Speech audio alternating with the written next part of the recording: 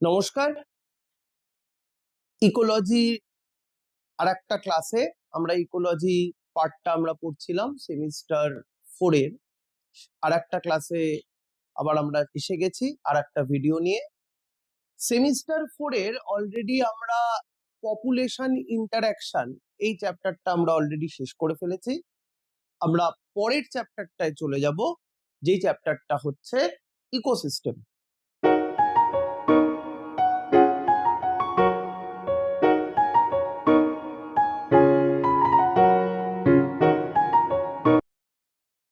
Ecosystem এই চ্যাপ্টারটার মধ্যে আমরা দুটো আসপেক্টে ইকোসিস্টেমকে পড়বো।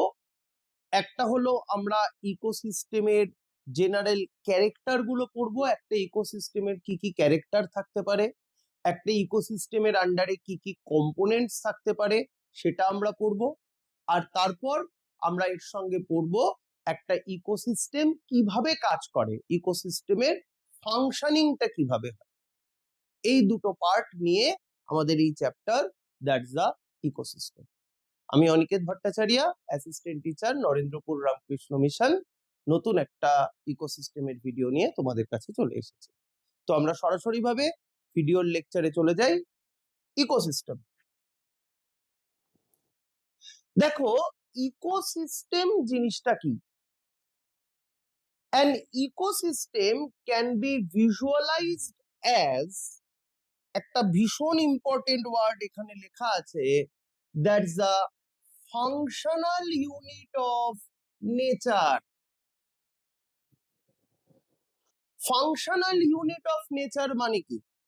আমাদের নেচারে প্রত্যেকটা অর্গানিজম, সেটা লিভিং হতে পারে, লিভিং এর মধ্যে প্লান্ট, অ্যানিমাল, মাইক্রোবস, যা খুশি হতে পারে, আর তার সঙ্গে নন লিভিং ফ্যাক্টরস গুলো একে অপরের সঙ্গে ইন্টারঅ্যাক্ট করছে।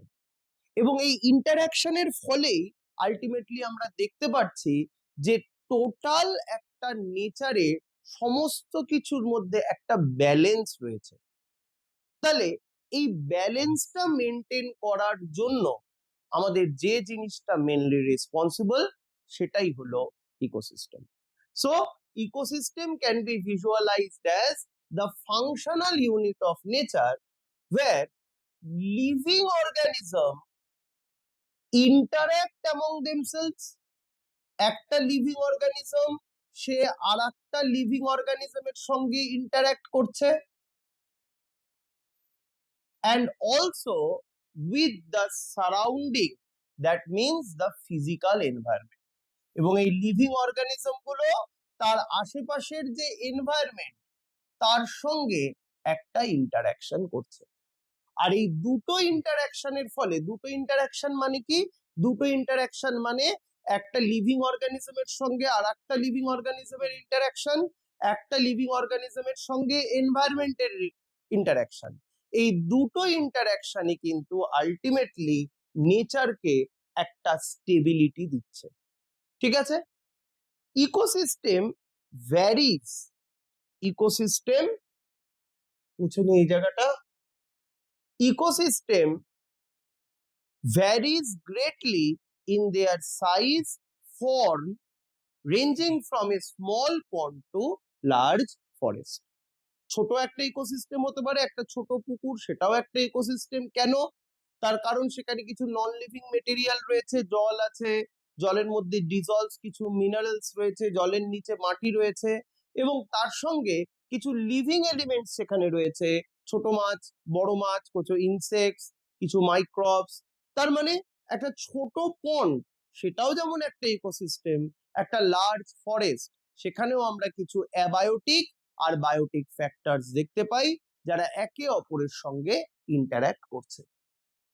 Many ecologists regard the entire biosphere as a global ecosystem। পুরো বায়োস্ফিয়ারটাই একটা ইকোসিস্টেম বলাই যেতে পারে। তার কারণ বায়োস্ফিয়ারের ক্ষেত্রেও আমরা দেখতে পাই সেখানে কিছু লিভিং আর নন লিভিং মেটেরিয়াল রয়েছে। তাহলে এখান থেকে গ্লোবাল ইকোসিস্টেম এই টার্মটা একটু মাথায় রাখবে। গ্লোবাল ইকোসিস্টেম মানে the entire biosphere is a global ecosystem. নিশ্চয়ই তোমাদের মনে আছে আমি যখন ইকোলজিক্যাল হায়ারার্কি পড়িয়েছিলাম আমি সেখানে বলেছিলাম যে ইকোসিস্টেম গুলো মিলে তৈরি হয় একটা বায়োম, অনেকগুলো বায়োম মিলে তৈরি হয় বায়োস্ফিয়ার। তার মানে বায়োস্ফিয়ারের মধ্যেও তো অনেকগুলো ইকোসিস্টেমই রয়েছে, তাহলে সমস্ত ইকোসিস্টেম গুলো একসঙ্গে মিলে তৈরি করে কি global ecosystem. The term ecosystem coined by ক্যান্সলে, এটা শর্ট কোয়েশ্চেনের জন্য জাস্ট এই ওয়ার্ডটা, এই সায়েন্টিস্টের নাম তোমরা জেনে রাখবে। তাহলে একটু ব্রিফ করে দিই, তাহলে ইকোসিস্টেম কি? ইকোসিস্টেম হচ্ছে কোনো একটা পার্টিকুলার এরিয়াতে লিভিং আর নন লিভিং মেটেরিয়াল, লিভিং এর সঙ্গে আর একটা লিভিং মেটেরিয়াল, এদের যে ইন্টারাকশন এবং এই ইন্টারাকশনের ফলেই একটা টোটাল নেচারের ফাংশনালিটিটা ডিপেন্ড করছে, সেটাকেই আমরা বলি ইকোসিস্টেম। নেক্সট স্লাইডে চলে যাই। আমাদের এখান থেকে পড়তে হবে টাইপস অফ ইকোসিস্টেম। ইকোসিস্টেম কত রকমের হতে পারে, টাইপস অফ ইকোসিস্টেম।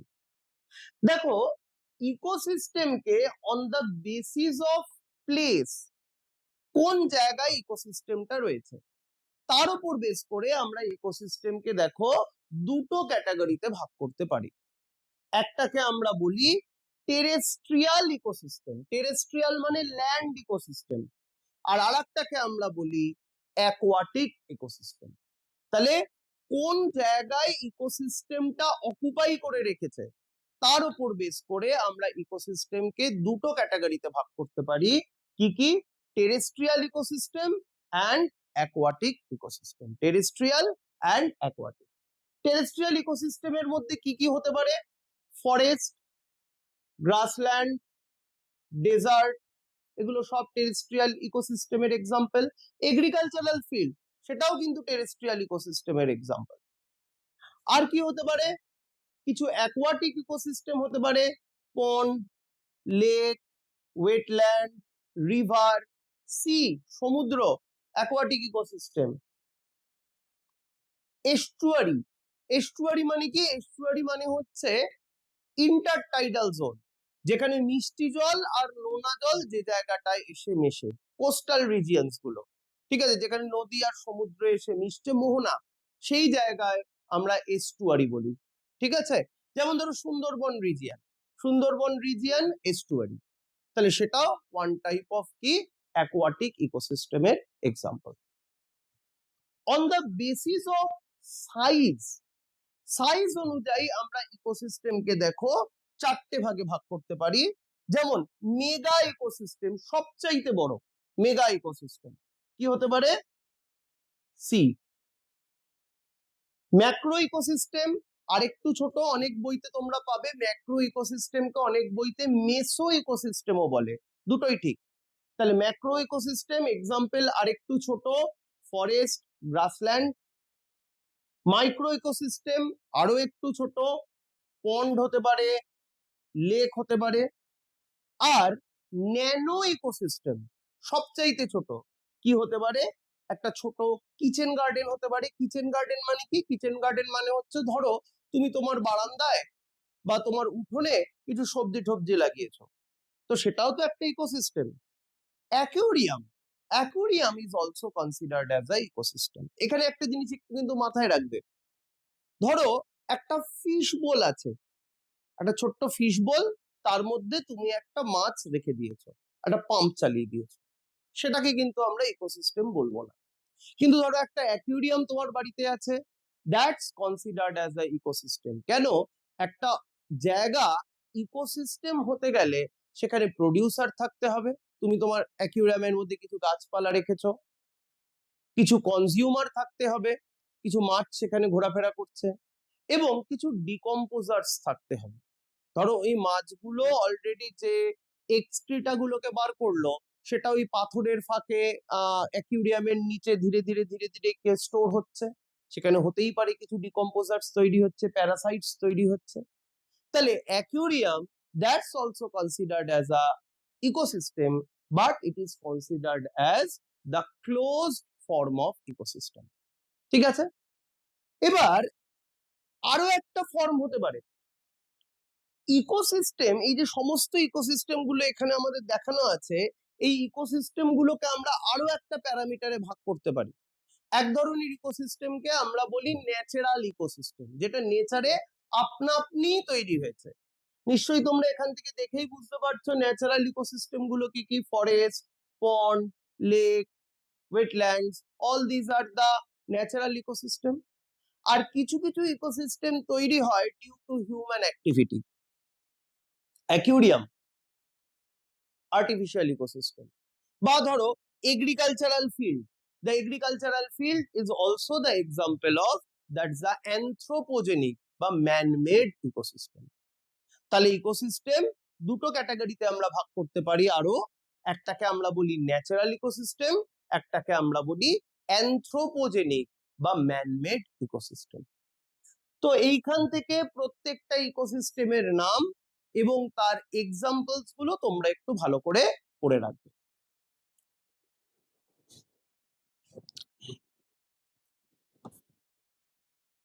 আমাদের এখান থেকে পড়তে হবে, আমি দেখো চ্যাপ্টারটা শুরু হওয়ার আগেই তোমাদের বলেছিলাম যে আমরা ইকোসিস্টেম চ্যাপ্টারটাকে দুটো আসপেক্টে পড়বো। একটা আসপেক্ট হচ্ছে আমরা পড়বো হচ্ছে ইকোসিস্টেমের ক্যারেক্টার এবং ইকোসিস্টেমের স্ট্রাকচার, একটা ইকোসিস্টেম কিভাবে তৈরি হচ্ছে। আর আরেকটা অ্যাসপেক্ট আমরা পড়বো যে একটা ইকোসিস্টেম কিভাবে ফাংশন করে। তাহলে কম্পোনেন্টস অফ ইকোসিস্টেম মানে এখানে আমরা ইকোসিস্টেমের স্ট্রাকচারাল অ্যাসপেক্টটাকে পড়ছি। একটা ইকোসিস্টেম কি কি দিয়ে তৈরি সেটাকে আমরা এখান থেকে জানছি। দেখো প্রত্যেকটা ইকোসিস্টেমে দু ধরনের কম্পোনেন্ট থাকে। একটাকে আমরা বলি বায়োটিক কম্পোনেন্ট, একটাকে আমরা বলি অ্যাবায়োটিক কম্পোনেন্ট। বায়োটিক কম্পোনেন্টের মধ্যে কারা কারা পড়বে? বায়োটিক কম্পোনেন্টের মধ্যে প্লান্টস পড়বে, অ্যানিমাল পড়বে, ফাঙ্গি পড়বে, মাইক্রো অর্গানিজমস পড়বে। ঠিক আছে, এরা প্রত্যেকেই হচ্ছে বায়োটিক কম্পোনেন্টস এর মধ্যে পড়বে। আর অ্যাবায়োটিক কম্পোনেন্টস এর মধ্যে কি পড়বে? যে কোনো রকম এনভায়রনমেন্টাল ফ্যাক্টর। এনভায়রনমেন্টাল ফ্যাক্টরের মধ্যে কি হতে পারে? যেমন ধরো এনভায়রনমেন্টাল ফ্যাক্টরের মধ্যে টেম্পারেচার, লাইট, হিউমিডিটি। আচ্ছা, এডেফিক ফ্যাক্টর পড়তে পারে অ্যাবায়োটিক কম্পোনেন্টের মধ্যে। এডেফিক ফ্যাক্টর মানে কি? এডেফিক ফ্যাক্টর মানে হচ্ছে সয়েল ফ্যাক্টর। সয়েলের মধ্যে ওয়াটার থাকতে পারে, দ্যাটস অলসো ইনক্লুডস আন্ডার কি? That's the abiotic component. কোনো একটা এরিয়ার ধরো টোপোগ্রাফি, ভূমিরূপ, that's also includes under the abiotic factor. তাহলে কোনো একটা ইকোসিস্টেমের দুটো পার্ট, একটা হলো বায়োটিক পার্ট, একটা হলো অ্যাবায়োটিক পার্ট। বায়োটিক পার্টের মধ্যে লিভিং অর্গানিজম, ব্রডলি ক্লাসিফাই করলে প্রোডিউসার মানে গ্রিন প্ল্যান্টস, কনজিউমার মানে যে কোনো অ্যানিমালস, এবং ডিকম্পোজার্স, ডিকম্পোজার্স মানে মাইক্রো অর্গানিজম এবং ফাঙ্গি যারা ডিকম্পোজার্স এর আন্ডারে পড়ে। সব মিলে ওভারঅল একটা ইকোসিস্টেম তৈরি করে। এবার বায়োটিক কম্পোনেন্টস এর মধ্যে যেটা আমি বলছিলাম, প্রথম কম্পোনেন্টসটাকেই আমরা বলি অটোট্রপস বা প্রোডিউসার। কাদের বলি আমরা অটোট্রপস? যারা আমরা জানি নিজের খাবার নিজে তৈরি করতে পারে। ইউজুয়ালি তারা ফটোসিনথেসিস করে, ফটোসিনথেসিস করে তারা নিজের খাবার নিজে প্রডিউস করতে পারে, তার জন্য তাদের আমরা বলি দ্যাটস দ্য প্রোডিউসার। ঠিক আছে, এবার প্রোডিউসারকে আমরা আরেকটা টার্মে ডাকি, এদের আমরা বলি ট্রান্সডিউসার। কেন প্রোডিউসারকে আমরা ট্রান্সডিউসার বলি? তার কারণ প্রোডিউসাররাই কি করে, প্রথম লাইট এনার্জি যেটা সূর্যর থেকে আসছে, এই লাইট এনার্জিকে কিসে কনভার্ট করছে? লাইট এনার্জিকে কেমিক্যাল এনার্জিতে কনভার্ট করছে, যেটা অলরেডি গ্লুকোজের মধ্যে স্টোর থাকে। তাহলে একটা এনার্জি ফর্মকে আরেকটা এনার্জি ফর্মে কনভার্ট করতে পারছে, লাইট এনার্জিকে কেমিক্যাল এনার্জিতে কনভার্ট করতে পারছে green plants. So the green plants or the autotrophs, they are considered as producer. একটা অ্যাকোয়াটিক ইকোসিস্টেমে প্রোডিউসার্স কারা হতে পারে? একটা অ্যাকোয়াটিক ইকোসিস্টেমে প্রোডিউসার্স হতে পারে যে কোনো রকম algae, green algae, brown algae, red algae. তোমরা অলরেডি পড়েছিলে, যেখানে আমরা বলেছিলাম ডায়াটম পড়াতে গিয়ে ক্লাস 11-এ তোমরা পড়েছিলে যে ডায়াটমস কে আমরা বলি that's the chief producer of ocean. তার মানে কি? তার মানে ডায়াটমস তারাও ফটোসিনথেসিস করে প্রচুর অক্সিজেন ইভলভ করতে পারে, তারাও ফটোসিনথেসিস করতে পারে। তো ডায়াটমস প্রডিউসারের মধ্যে পড়বে অ্যাকোয়াটিক ইকোসিস্টেম। টেরেস্ট্রিয়াল ইকোসিস্টেমের ক্ষেত্রে প্রডিউসার্স কারা হতে পারে? যে কোনো রকম প্লান্টস, হার্ব, শ্রাব, ট্রি, যা যা প্লান্টস রয়েছে, জিমনোস্পার্ম, অ্যাঞ্জিওস্পার্ম, সবাই হচ্ছে দ্যাটস দ্য প্রডিউসার। এবার প্রডিউসার ডাইরেক্টলি এনার্জিকে ট্র্যাপ করে। এবার আমরা যারা কনজিউমার, আমরা যারা হেটারোট্রপস, আমরা তো নিজের খাবার নিজে তৈরি করতে পারি না। তাহলে খাবারের জন্য আমরা ডাইরেক্টলি বা ইনডাইরেক্টলি কার উপর ডিপেন্ডেন্ট? প্রডিউসারের উপর ডিপেন্ডেন্ট। তাহলে কনজিউমার্সরা, যাদের আমরা বলি হেটারোট্রপস, তারা প্রডিউসারের ওপর ফুডের জন্য ডিপেন্ডেন্ট।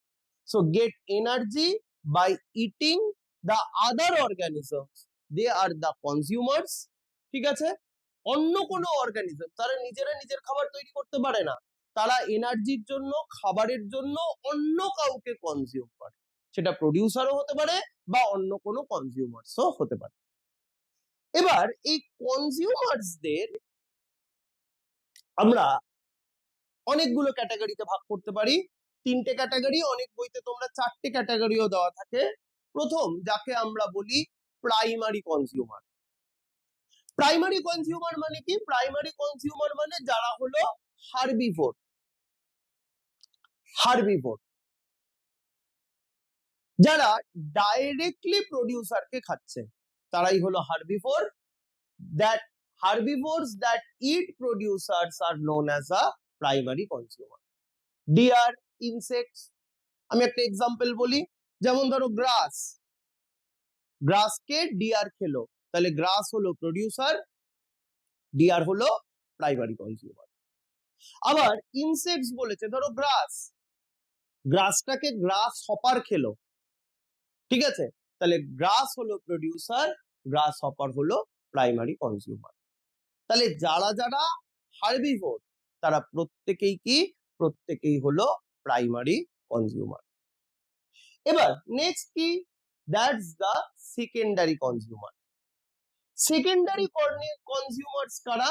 তারা হলো কার্নিভোরস, সেকেন্ডারি কনজিউমার্স। কিছু কিছু ক্ষেত্রে ওমনিভোরস হতে পারে, কিন্তু মেইনলি কার্নিভোরস, যারা কি করে?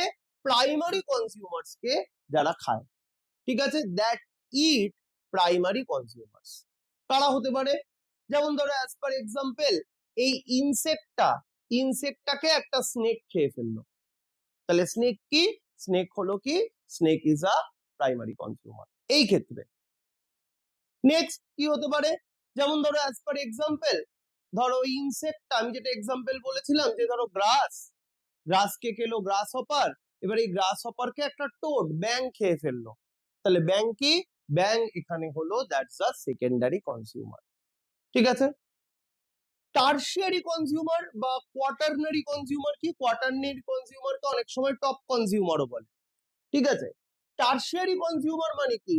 যারা সেকেন্ডারি কনজিউমার তাদের খেতে পারে, তারা প্রাইমারিকেও খেতে পারে, সেকেন্ডারিকেও খেতে পারে, তাদের আমরা বলি that's a tertiary consumer.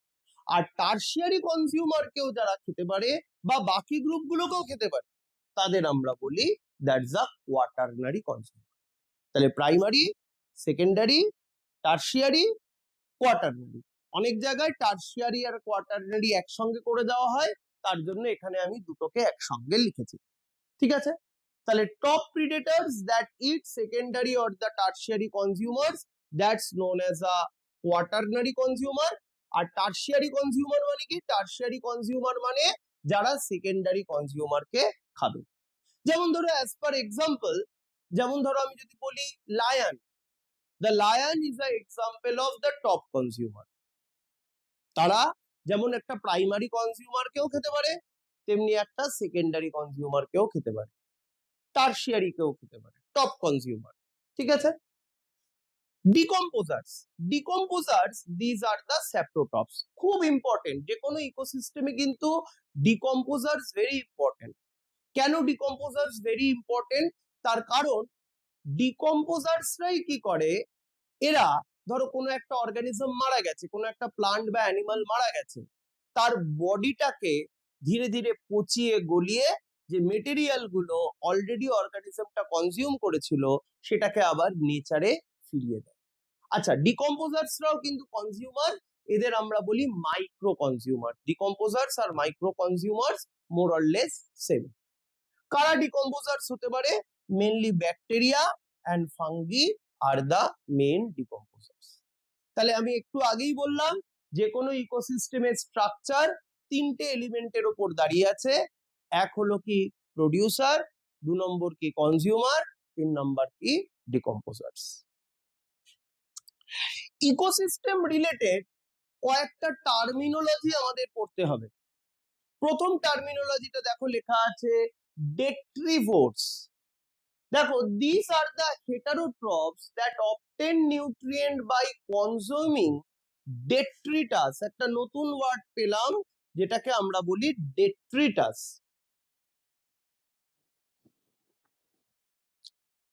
detritus জিনিসটা কি? detritus জিনিসটা হচ্ছে প্লান্ট অ্যান্ড অ্যানিমাল পার্টস যেটা ধীরে ধীরে ডিকম্পোজড হয়ে গেছে।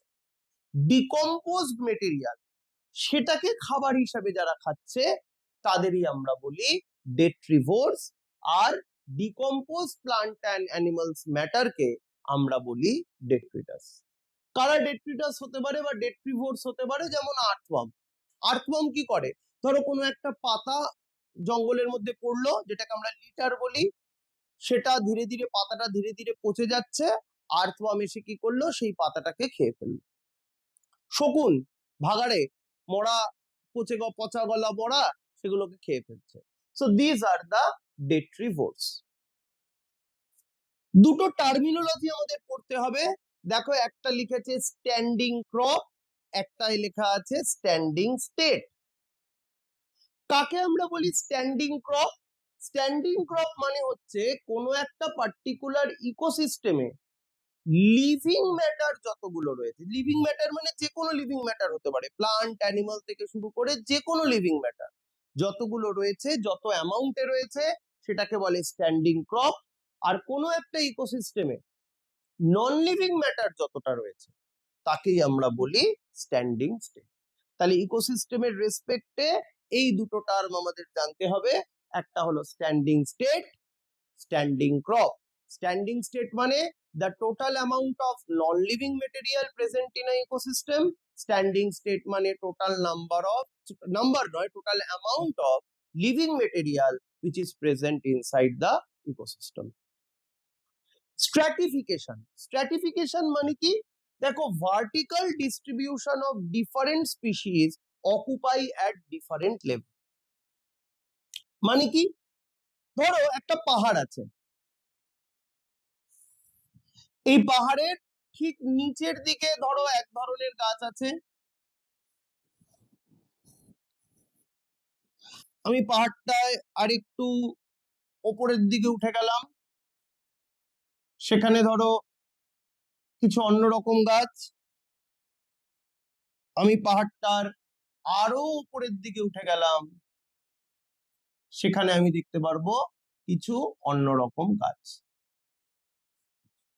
তাহলে দেখো, আমরা দেখতে পাচ্ছি যে কোনো একটা পার্টিকুলার এরিয়াতে আমরা ডিফারেন্ট হাইটে, ডিফারেন্ট লেয়ারসে ডিফারেন্ট গ্রুপ অফ প্লান্টস রয়েছে।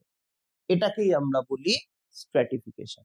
So it is a vertical distribution of different species occupy at different level. এইখানে এক ধরনের স্পিসিস অকুপাই করে রেখেছে, এই জায়গায় এক ধরনের স্পিসিস অকুপাই করে রেখেছে, এর উপরে আর এক ধরনের স্পিসিস অকুপাই করে রেখেছে। এটাকেই আমরা বলি স্ট্র্যাটিফিকেশন। নেক্সট,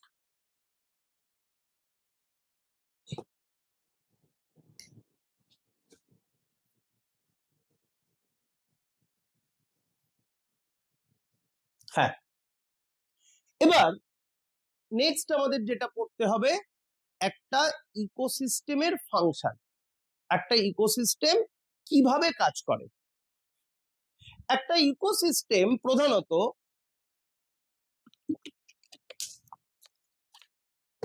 অনেক রকম ভাবে ফাংশন করতে পারে, আর ইকোসিস্টেমের মেজর ফাংশন গুলোর মধ্যে যেগুলো খুব ইম্পর্টেন্ট সেটার মধ্যে প্রথমটাই হচ্ছে এনার্জি ফ্লো, যেটা আমরা পড়বো। কি কি হতে পারে? এনার্জি ফ্লো হতে পারে, 2 নম্বর হচ্ছে কি ফুড চেন হতে পারে, ফুড ওয়েভ হতে পারে, প্রোডাক্টিভিটি হতে পারে। ঠিক আছে, energy flow, food chain, food wave, productivity. So nutrient cycling সেটাও একটা functioning of the ecosystem, nutrient cycling. So all these are the functioning of the ecosystem. প্রথম ফাংশনিংটা আমরা পড়বো যেটাকে আমরা বলি এনার্জি ফ্লো। দেখো বলেছে except for deep sea and hydrothermal ecosystem, sun is the only source of energy for all the ecosystem. যে কোনো ইকোসিস্টেমের ক্ষেত্রে এনার্জি মেন সোর্স হচ্ছে সান। ইকোসিস্টেমকে ফাংশনিং করতে গেলে এনার্জি লাগবে, সেই এনার্জিটা মোস্ট অফ দা কেসেসে মানে হাইড্রোথার্মাল ইকোসিস্টেম ছাড়া ম্যাক্সিমাম কন্ডিশনের ক্ষেত্রেই এনার্জির মেন সোর্স হচ্ছে সান। এবং যেই এনার্জিটাকে কে ট্র্যাপ করে, যেই এনার্জিটাকে ট্র্যাপ করছে হচ্ছে সানলাইট, সরি প্রডিউসার বা green plant. Of the incident solar radiation less than 50% of is used for the photosynthesis, আর যেটাকেই আমরা বলি পার। দেখো যতটা সোলার এনার্জি আসছে তার যেটুকুনি অংশ একটা গাছ ইউজ করতে পারে for the process of photosynthesis সেটাকেই আমরা বলি ফটোসিনথেটিক্যালি অ্যাক্টিভ রেডিয়েশন, বা যেটার নাম হচ্ছে পার। স্টার মার্কস দিয়ে রাখো পার, এটার ফুল ফর্মটা একটু পড়ে রাখবে, বা পার কাকে বলে প্রশ্নে কিন্তু আসতে পারে। Plants and photosynthetic and chemosynthetic bacteria fix sun radiant energy to make food from simple organic matter। তাহলে প্লান্টরা কি করে, এই ফটোসিনথেটিক অ্যাক্টিভ রেডিয়েশনের যে পার্ট সেটাকে অ্যাবজর্ব করে, এবং সেটাকে অ্যাবজর্ব করে সে কি করে ফুড মেটেরিয়াল তৈরি করে। নেক্সট স্লাইড দেখো। প্লান্ট ক্যাপচার 2 to 10% of পার। দেখো ফটোসিনথেটিক্যালি অ্যাক্টিভ রেডিয়েশন মানে যে লাইটে একটা গাছ ফটোসিনথেসিস করতে পারবে সেটাকেই আমরা বলি ফটোসিনথেটিক্যালি অ্যাক্টিভ রেডিয়েশন। কিন্তু ফটোসিনথেটিক্যালি অ্যাক্টিভ রেডিয়েশনের সমস্ত পার্টটাকে কিন্তু আবার গাছ ফটোসিনথেসিসের জন্য ইউজ করতে পারে না। মাত্র 2 to 10% of the part is used for the process of photosynthesis. Plant capture only 2 to 10% of the part, and this small amount of energy sustain in the entire living world. কেন আমরা এই কথাটা লিখলাম, এই এনার্জিটাই লিভিং ওয়ার্ল্ডে sustain করছে কেন? তার কারণ গাছই আমি বলেছিলাম একটু আগেই যে গাছকেই আমরা কি বলি, প্রোডিউসারকেই আমরা কি বলি, প্রোডিউসারকেই আমরা বলি ট্রান্সডিউসার। কারণ এরাই লাইট এনার্জিকে অ্যাবজর্ব করে, এবং লাইট এনার্জিকে অ্যাবজর্ব করে লাইট এনার্জিকে কেমিক্যাল এনার্জিতে কনভার্ট করে। তাহলে আমাদের অর্গানিজম যে কোনো কনজিউমার যাদের বডির ভেতরে এনার্জি রয়েছে, এনার্জিটা কার থেকে এসেছে? গাছের থেকে এসেছে। তার মানে গাছ কতটা এনার্জি অ্যাবজর্ব করেছিল? 2 to 10% অফ পার। তার মানে আমাদের মধ্যে যে কোনো অর্গানিজমের মধ্যে যে এনার্জিটা রয়েছে সেটা আসলে কিন্তু এই 2 to 10% অফ এনার্জি যেটা গাছ অ্যাবজর্ব করেছে। All the organisms are dependent for their food on producer either directly or indirectly. So an unidirectional flow of energy from the sun to the producer and then to the consumer is observed. It is known as energy flow. তাহলে কি হচ্ছে এখানে খুব একটা important word underline করবে, ইউনিডাইরেকশনাল। তাহলে কি হচ্ছে সান সূর্যের আলো, এই এনার্জিটাকে কে নিচ্ছে, এই এনার্জিটাকে নিচ্ছে গ্রিন প্ল্যান্ট। গ্রিন প্ল্যান্টের থেকে এনার্জিটা কোথায় যাচ্ছে, গ্রিন প্ল্যান্টের থেকে এনার্জিটা যাচ্ছে কনজিউমার্স। ঠিক আছে, কনজিউমার্স যে কোনো কনজিউমার্স হতে পারে, ঠিক আছে, সেখান থেকে এনার্জিটা যাচ্ছে কনজিউমার্স এর মধ্যে।